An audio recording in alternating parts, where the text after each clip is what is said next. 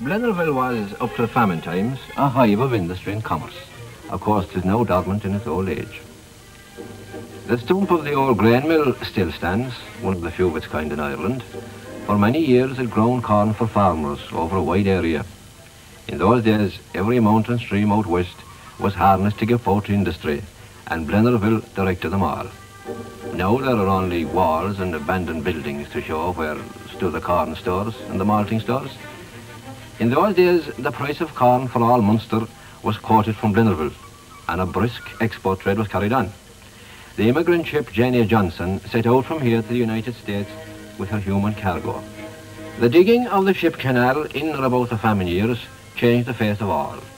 The canal diverted all the trade on from Blennerville to Tralee and marked the great uprise of the modern town and the final decay of Blennerville as a centre of commerce. The basin became a hive of activity with ships coming and going with a variety of merchandise. True, before the canal was dug, Tralee got its share of the coastal trade, which was only a trickle and with very small boats. These used to load and unload at Princess Quay, now called Princess Street.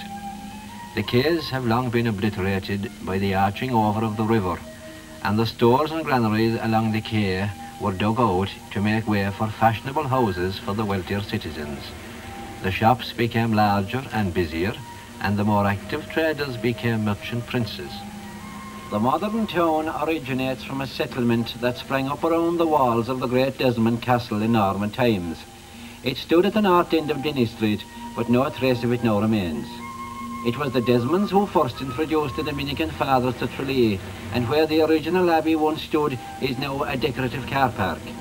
The old abbey was looted and destroyed by Cromwell's forces, but the fathers returned again in modern times to build a new church.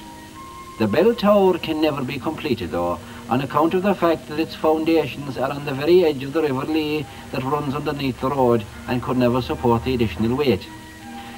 'Twas in this police barracks that Roger Casement was questioned after his arrest at nearby Bannastrand.